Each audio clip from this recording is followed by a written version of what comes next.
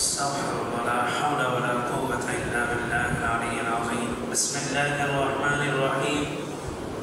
الذين يأكلون الربا لا يقومون إلا كما يقوم الذي يتخبطه الشيطان من المس ذلك بأنهم قالوا إنما البيع مثل الربا وأحل الله البيع وحرم الربا فمن جاءه موعظة من ربه فانتهى فله ما سلف وأمره إلى الله ومن عاد فأولئك أصحاب النار هم فيها خالدون. سورة البقرة 275 নম্বর আয়াত। আল্লাহ বলেন, যারা সুদ খায়, ইয়াকুলুনা রিবা, যারা সুদ গ্রহণ করে, লা ইয়াকুমুনা ইল্লা কামা ইয়াকুমুল লাযী ইয়াতাখাব্বাতুহু আশ-শাইতানু মিনাল মাস, তারা দাঁড়াইতে পারে না, চলতে পারে না, তবে তাদের চলাফেরা এমন ওই ব্যক্তির মতো যেই ব্যক্তিকে শয়তান গ্রাস করে নিয়েছে, শয়তান আক্রমণ করেছে। যালিকা বিআন্নাহুম, আর এটা এই জন্যই যে তারা বলে ইন্নামাল বাইউ মিসলুর রিবা, ব্যবসা এটা সুদ দুটোটা সমান, একই। ওয়া আহাল্লাল্লাহুল বাই'a ওয়া হারামার রিবা, অথচ আল্লাহ তাআলা ব্যবসাকে হালাল করেছেন, সুদকে হারাম করেছেন। যে ব্যক্তি আল্লাহর পক্ষ থেকে উপদেশ আসার পর বিরত থাকে, ফালাহু মা সালাফ, সে যা অতিক্রম করেছে, অতীতে যা করেছে সেটা তার। ওয়া আমরুহু ইলাল্লাহ, তার বিষয়টি আল্লাহর উপর ন্যস্ত হবে। ওমান আদা, যে ব্যক্তি আল্লাহর পক্ষ থেকে আদেশ আসার পর, নসিহত উপদেশ আসার পরও সুদের কারবারে জড়িত থাকবে, ফাউলাইকা আসহাবুন নার, এরা সকলেই জাহান্নামী, হুম ফিহা খালিদুন, জাহান্নামেই চিরস্থায়ী হবে। আগের আগের আলোচনায় আল্লাহ তাআলা মুমিনদের একটা সিফাত উল্লেখ করছেন, যে মুমিন যারা, তারা ইউনফিকুনা আমওয়ালাহুম, সম্পদকে খরচ করবে, বিল্লাইল, রাতে, ওয়ান নাহার, দিনে, সিররান, গোপনে, ওয়া আলানিয়াতান, প্রকাশ্যে, এই চারটা কাজ করবে। ফালাহুম আজরুহুম ইনদা রাব্বিহিম, তাদের মৃত্যুর সময় তাদের রবের পক্ষ থেকে প্রতিদান থাকবে। ওয়ালা খাউফুন আলাইহিম ওয়ালা হুম ইয়াহজানুন, চলে যাওয়ার সময়, পৃথিবী থেকে চলে যাওয়ার সময় দুনিয়া নিয়ে কোনো হতাশা থাকবে না এবং আখিরাত নিয়ে কোনো ভয় থাকবে না। সিফাত মানে গুণ, সবাই বোঝে, আমরা বোঝেন না।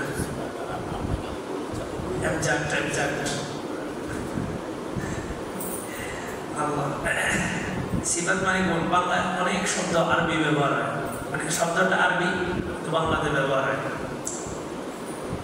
এই চারটা গুণ যাদের মধ্যে থাকবে, তাদের মৃত্যুর সময়, সবচেয়ে কঠিন সময় যেটা, অর্থাৎ আমি একটা জগৎ, যেই জগতে আমি আমার সারা জীবন কাটাই দিছি, এই জগৎটা ছেড়ে একটা অপরিচিত একটা জগতে যাচ্ছি, যেই জগৎ সম্পর্কে আমার 1 সেকেন্ডের অভিজ্ঞতা নেই। 1 সেকেন্ড, আমি কোনোদিন মাটির নিচে 1 সেকেন্ডের জন্য শুয়ে দেখি নেই যে কবরের জগৎটা কেমন।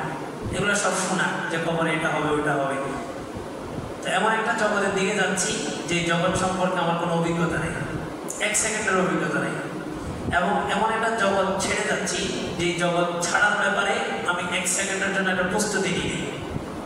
আমি এরকম একটা প্রস্তুতি নিই নেই, কাউকে বলি নেই যে আমি চলে যাওয়ার পরে আমার এই টাকা পয়সাগুলো আছে, অমুকের কাছে আমার, আমি টাকা, অমুক আমার কাছে টাকা পাই, আমার ঋণ আছে, এটা বলি নেই।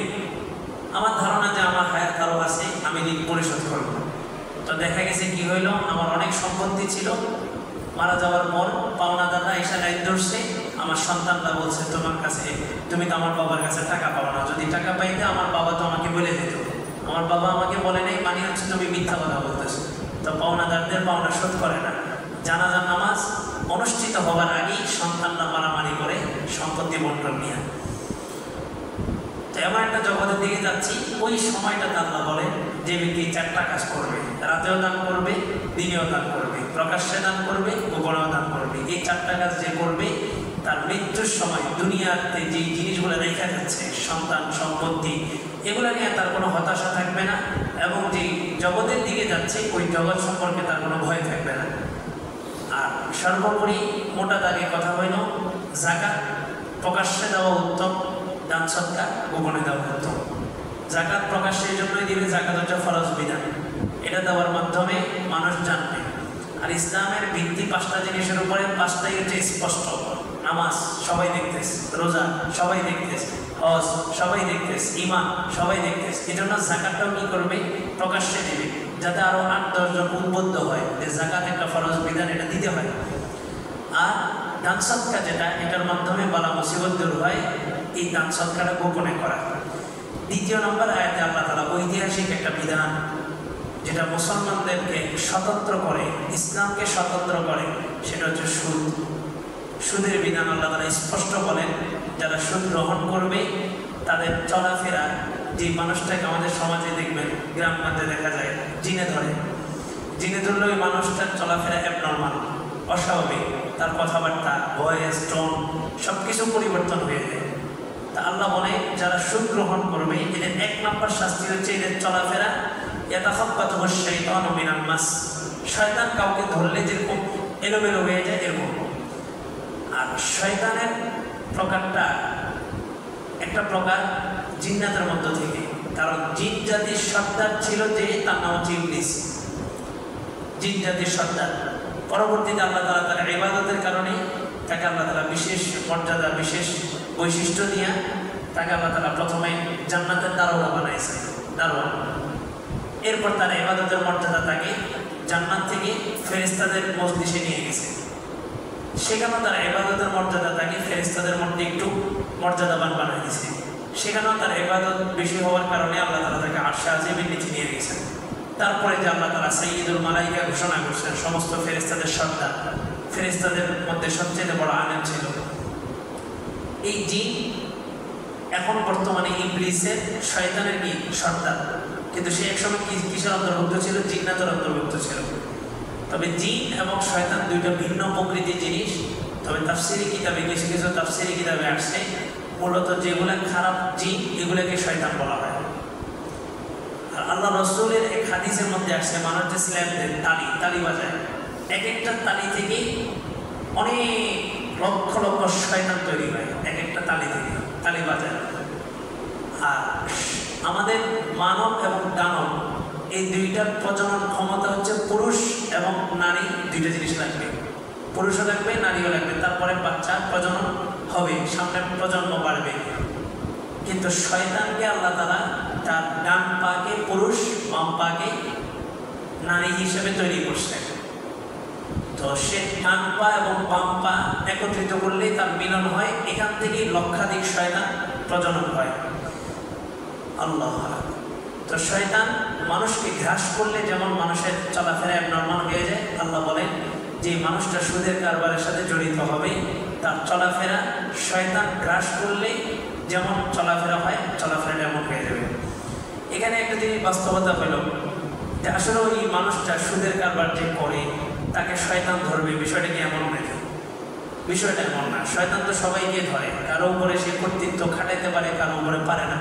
ফজরের নামাজে সবাইকে ধরছে, আমাদের উপরে কর্তৃত্ব খাটাইতে পারে নাই, কিন্তু অন্যদের উপরে কর্তৃত্ব খাটাইতে পারছে। আল্লাহ রাসূল বলেন মানুষের ঘাড়ের কাছে, এই ঘাড়ের এই বরাবর রাতে যখন ঘুমায় শয়তান এখানে এসে 3টে গিট্টু দিবে। তো রাসূল বলেন যে ব্যক্তি ঘুম থেকে উঠে, কালকে একটা দোয়া শিখেছিলাম, পড়ছিলেন এটা দোয়াটা, এটা খুব পাওয়ারফুল একটা দোয়া। এটা মানে যে কোনো দোয়া এই কালিমাগুলো পড়ার পরে বলবে, এটার সাথে সাথে কবুল হয়ে যাবে। দোয়াটা লা ইলাহা ইল্লাল্লাহ ওয়াহদাহু লা শারীকা লাহু লাহুল মুলকু ওয়া লাহুল হামদু ওয়া হুয়া আলা কুল্লি শাইইন কাদির সুবহানাল্লাহি ওয়াল হামদুলিল্লাহ ওয়া লা ইলাহা ইল্লাল্লাহ ওয়াল্লাহু আকবার লা হাওলা ওয়া লা কুওয়াতা ইল্লা বিল্লাহ। এরপরে যে কোনো দোয়া আল্লাহ রাসূল বলেছেন তোমরা ইস্তেগফার করো, তাহলে তোমাদের পিছনে সব গুনাহ মাফ হয়ে যাবে। আর গুনাহ মাফ হয়ে গেলে আমাদের উপরে বালা মুসিবত নেই, গুনাহ মাফ হয়ে গেলে কোনো পেরেশানি নেই, গুনাহ মাফ হলে রিজিকের অভাব হবে না। মূল সব কিছুর মূল হচ্ছে আমাদের গুনাহ। তো ঘুম থেকে ওঠার পরে বান্দা যখন দোয়া পড়ে তা একটা গিট্টু খুলে যায়, এরপরে যখন বান্দা উযু করার জন্য যায় তখন আরেকটা গিট খুলে দেয়, এরপরে যখন বান্দা নামাজের জন্য, ফজরের নামাজের জন্য বের হয়ে যায় তার 3টা গিট্টু আল্লাহ তাআলা খুলে দেয়। তো শয়তান মানুষের উপরে কর্তৃত্ব খাটে। এখন শয়তান মানুষকে ধরবে কি জিনের মতো ধরবে, বোবা জিন ধরে, অনেক সময় খারাপ জিন না ধরে, এরকম ধরবে নাকি? মূলত এখানে বাস্তবতা হলো আরো 4-5 আয়াত পরে আসবে। যেই ব্যক্তি সুদের কারবারে জড়িত হবে আল্লাহ বলেন তাকে আমি দেউলিয়া করে দেব, দেউলিয়া। এই যে দেখেন সালমান এফ রহমান কত কোটি টাকার মালিক ছিল। এই শয়তান যে ধরবে একদম জ্বলন্ত দৃষ্টান্ত এই বেটা দরবেশ বাবা দাড়ি সব চাইছে একদম মনে করেন শয়তান ধরলে যেরকম হয় একটা মুরগি করে পালাতে গেছে, একদম অরিজিনাল ইবলিস। দেখেন কোটি টাকার মালিক ছিল, কিন্তু তার কোটি টাকা কিসের উপরে ভিত্তি ছিল? পরিপূর্ণ সুদের উপরে ভিত্তি ছিল। বাংলাদেশের সুদী মার্কেটগুলা, এই শেয়ার মার্কেটগুলা সব নিয়ন্ত্রণ তার হাতে ছিল। শেয়ার মার্কেট নিয়ে কথা আছে অনেকগুলা, যে কোন কোন জায়গায় ইনভেস্ট করতে পারবে, কি কি সেক্টরে পারবে, এবং বর্তমান যে শেয়ার মার্কেট বলা হয় আমাদের দেশে আদৌ কি শেয়ার মার্কেটটা পরিপূর্ণ ইসলাম সাপোর্ট করে কিনা। ইসলাম বলে আপনি শ্রম দিয়া লাভবান হন।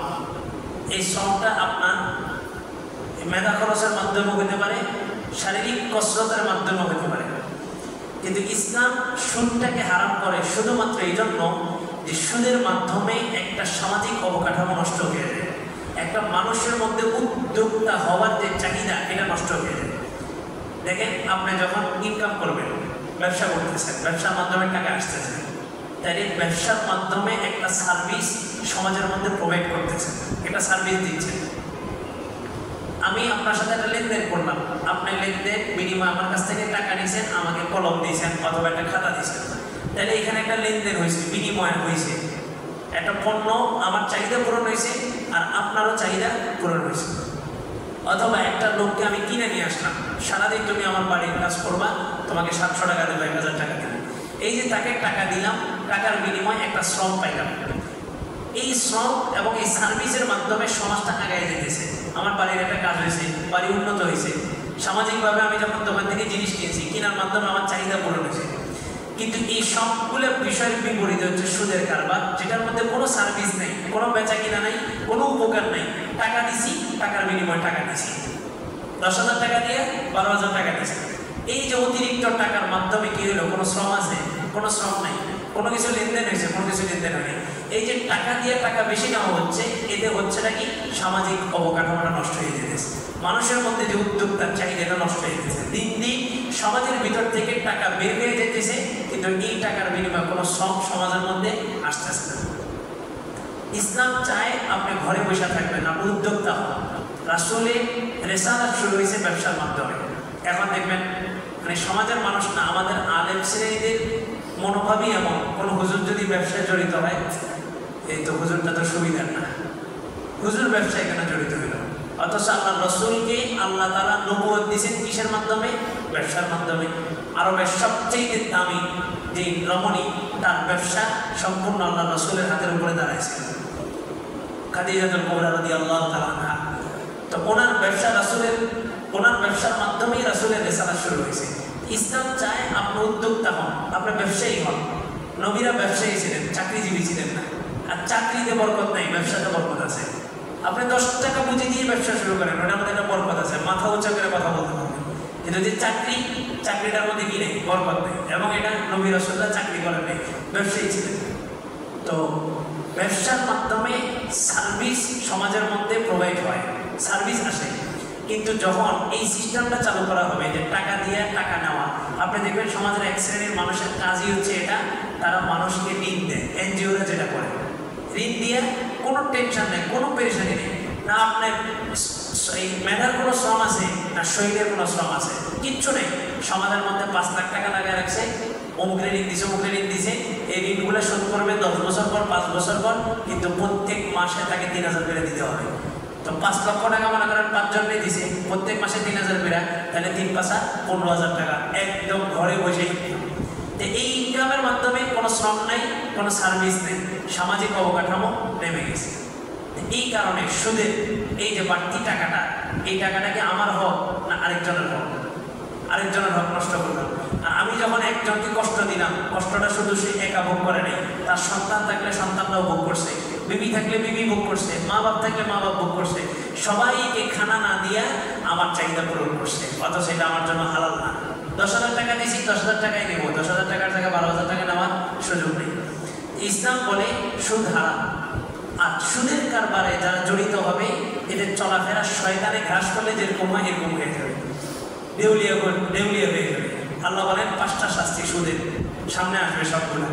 1 নম্বর শাস্তি হচ্ছে যত কোটি টাকার মালিক হোক আল্লাহ তাকে দেউলিয়া করে দিবেন। এটা জ্বলন্ত দৃষ্টান্ত সালমানের ফরমান। বর্তমানে কোটি কোটি টাকার মালিক ছিল, কয়েক শত শ্রমিক তার অধীনে শ্রম দিত এবং তার মাথা কি ছিল, এই মানুষগুলোর খাবারের ব্যবস্থা সে করত। খাবারের যে ছুটি দিত দুপুরে, তার অধীনে যারা কাজ করতে এদের খাবারটা সে খাওয়াইত। তো এই শ্রমিকগুলো মনে করতো আরে আমাদেরকে তো খাবার দিতেছে, আসলে না, ওই খাবারের জন্য তাকে মিনিমাম ছুটি দিতে হইতো 1.5 ঘন্টা। তো সে খাবারের ব্যবস্থা করছে, 20 মিনিটে খাবে, বাকি ওই যে 1.5 ঘন্টা থেকে 20 মিনিট বাদ দিয়ে 1 ঘন্টা 10 মিনিট সে কাজ করবে, তারা আদায় করে নেওয়ার জন্য তাদের খাবারের ব্যবস্থা করে। এই মানুষটাকে আল্লাহ তারা কি করছে, দিন শেষে দেউলিয়া, সকালে বাদশা বিকালে ফকির। আল্লাহ বলেন তাদেরকে শুধুমাত্র এই শয়তানে গ্রাস করার মতো এরকম পরিস্থিতি দিয়ে এই জন্যই করবো যে তারা বলতো ব্যবসা তো সুদের মতোই, একই জিনিস পণ্য বিক্রি করে টাকা বেশি নিলে এটা হারাম, কিন্তু একই জিনিস টাকা দিয়ে টাকা বেশি নিলে এটা হারাম। তো তারা বলে যে এটা তো দেখতে একই, ব্যবসা হতো, ব্যবসার মধ্যে তুমি আমাকে টাকা দিয়া। এখন তারা যে দাবিটা করছে সুদ ব্যবসার মতো, দাবিটা এমনি এমনি করে নেই, দাবিটার পিছনে একটা যৌক্তিক কারণ ছিল। আমরা এখন যে কোনো জিনিস কেনা বেচা করি নোটের মাধ্যমে, কাগজের নোট, এটা দিই তারপর আমাকে একটা জিনিস দিই। কিন্তু আল্লাহ রসুলের যুগে 6টা জিনিস ছিল, 6টা জিনিসের মাধ্যমে বেচা কেনা হইতো। লবণ, খেজুর, কিশমিশ, পনির, স্বর্ণ, রূপা, এই 6টা জিনিসের মাধ্যমে কেনা বেচা হইতো। খেজুর দিয়ে কেনা বেচা হইতো। খেজুর 1 পোয়া খেজুর দিব, তুমি আমাকে 1 পোয়া আটা দিবা, গম দিবা, খেজুর দিয়ে খেজুর বেচা কেনা। এই কারণে রাসূল বলছেন 6টা জিনিসের মধ্যে যদি অতিরিক্ত করা হয় এটা সুদ। আমরা যদি জানতাম টাকা দিয়ে টাকা বেশি দিলে সুদ, আসলে টাকা দিয়ে টাকা বেশি না। 6টা জিনিস আছে, যে 6টা জিনিস আপনি দিয়া ওই 6টা জিনিসের পরিবর্তে যদি বেশি জিনিস নেন সেটা হচ্ছে সুদ। তার মধ্যে 1 নম্বর হচ্ছে খেজুর। 1 কেজি খেজুর দিয়ে 2 কেজি নিবেন সুযোগ নেই, 1 কেজি খেজুর দিয়ে 1 কেজি খেজুরে নিতে হবে। কারণ তৎকালীন সময় খেজুরটা ছিল কারেন্সি, বাজারজাত করা হতো, খেজুর দিয়ে কেনা বেচা করা হতো। এখন তো খেজুর দিয়ে কেনা বেচা করা হয় না, এখন চাল দিয়ে হয়, চাল দিয়ে কেনা বেচা হয়। ওই ফকিরকে টাকা দেয় না, কি দেয়, চাল দেয়। ও আবার চালটা নিয়ে কি করে, বাজারে দিয়ে টাকা নেয় না, বাজার নেয়। তোমাকে আমি 5 কেজি চাল দিব, আমি বিক্রিয়া করছি, আমি 5 কেজি চাল বেশি, 5 কেজি চালের আমার দরকার নেই, তুমি আমার 5 কেজি থেকে 4 কেজি চাল নিয়ে আমাকে 4 কেজি চালের বিনিময়ে সবজি দাও। তাহলে সে কিন্তু চাল দিয়ে টাকা নেয় নাই, চাল দিয়ে জিনিস ক্রয় করছে। তার মানে চালটা তার জন্য কি হয়ে গেছে, কারেন্সি হয়ে গেছে। এই ফকির এই চাল দিয়া কাউকে চাল দিয়া চাল বেশি দিতে পারবে না। তাহলে বেশি নিলে কি হবে, ওই যে টাকা দিয়ে টাকা বেশি নিলে যেভাবে সুদ আসে, সে যদি এখন চাল দিয়ে চাল বেশি নেয় তাহলে ওটার মধ্যে কি হবে, সুদ হবে। আল্লাহ রসুলের যুগে পনির দিয়ে কেনা বেচা হতো। পনির নাম শুনছেন, পনির এটা খুব মজার একটা খাদ্য এবং খুব পুষ্টিকর, পনির খুব দামি খাবার। এই পনির দিয়ে কেনা বেচা হতো। এই জন্য রাসূল বলছেন পনির দিয়ে কেউ যদি বাড়তি পনির নেয় সেটাও হবে সুদ। লবণ দিয়ে বেচা কেনা হতো। লবণ, আমাদের কাছে তো লবণের এরকম একটা দাম নেই, কিন্তু আরব কান্ট্রিগুলো তো মরুভূমি, ওরা লবণ পাবে কোথায়, লবণ তো সমুদ্রে হয়। তো লবণ দিয়ে কেনা বেচা হতো। লবণ 1 কেজি দিয়া বিভিন্ন জিনিস কিনত। তো লবণ দিয়ে কেনা বেচার ক্ষেত্রে অতিরিক্ত যেটা নিতে ওটা হচ্ছে সুদ। আল্লাহ বলেন এই সবগুলো কথার জবাবে আল্লাহ বলেন এই জন্য তাদের যৌক্তিক ছিল যে সুদ এবং ব্যবসা দুটোতে একই জিনিস। টাকা দিয়ে পণ্য নিচ্ছি আর খেজুর দিয়ে পণ্য নিচ্ছি, খেজুর দিয়ে খেজুর নিচ্ছি, পনির দিয়ে পনির নিচ্ছি। তা তারা বলে যে জিনিস তো দেখতে একই। আল্লাহ বলেন যে না, আহাল্লাল্লাহুল বাই ওয়া হারামার রিবা। আল্লাহ বেচা কিনাকে, ব্যবসাকে হারাম করছেন, সুদকে হারাম করছেন। এই একটা কথা, এটা হচ্ছে আমার ঈমান।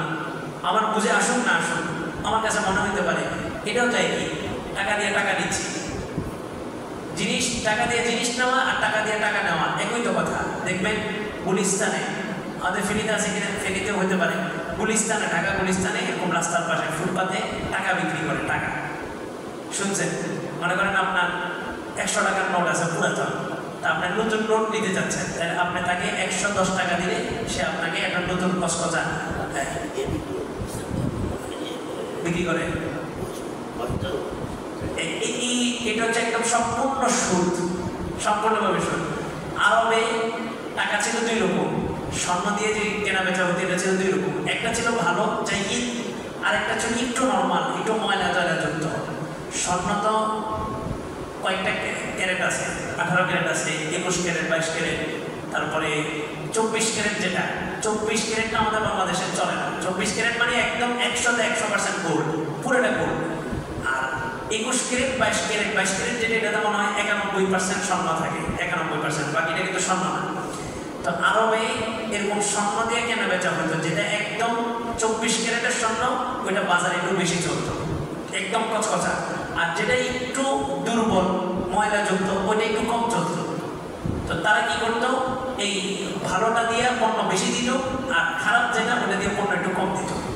এখন মাসালা বলে স্বর্ণ তো স্বর্ণ, স্বর্ণ চকচকে হোক আর নর্মাল হোক, স্বর্ণ তো স্বর্ণ।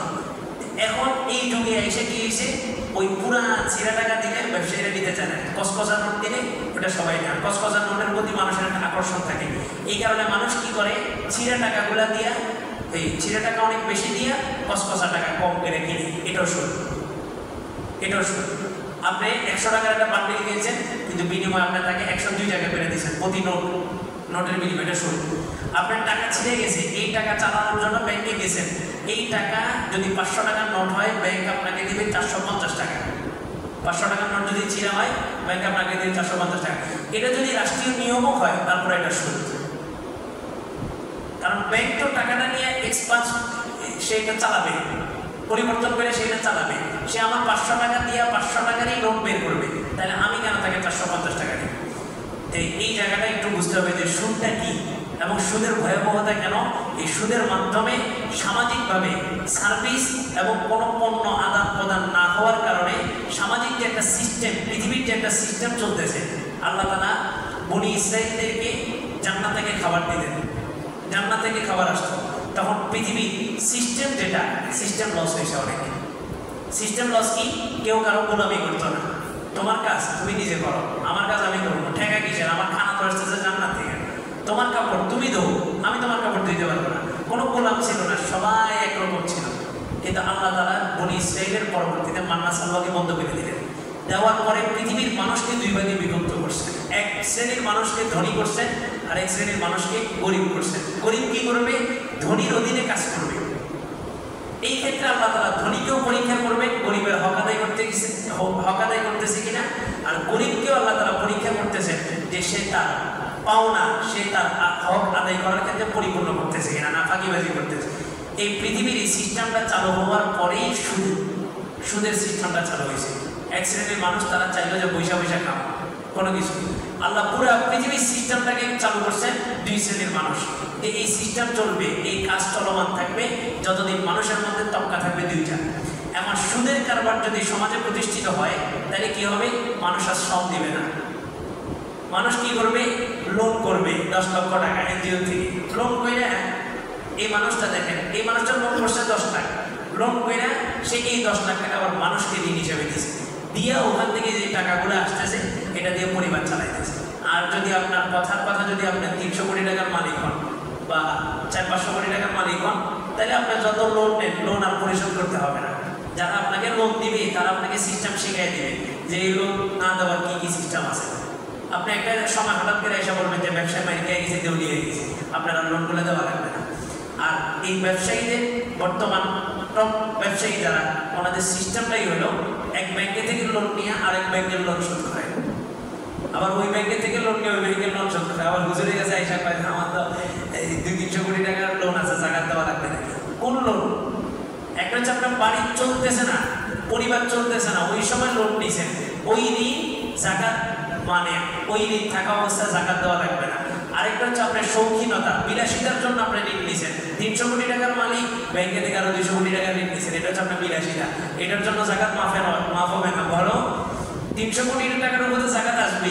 এখন যে নতুনভাবে ব্যাংকে থেকে 200 কোটি নিয়েছেন, ওটার উপরে জাকাত আসবে, ওটা তো আপনার শৌখিনতার জন্য নিয়েছেন। তো সুদের বিষয়টা খুবই ভয়াবহ এবং আমরা বাস্তব জীবনে দেখছি যারা এই সুদের কারবারে জড়িত হয়েছে, আল্লাহ এদেরকে দেউলিয়া করে দিয়েছে। ফেনীর একজন নাম করা একজন আলেম কোনো এক ব্যবসার খাতিরে, ব্যবসার একটা পলিসিতে যে ব্যাংক লোন নিয়েছিলেন, অল্প একদম সামান্য।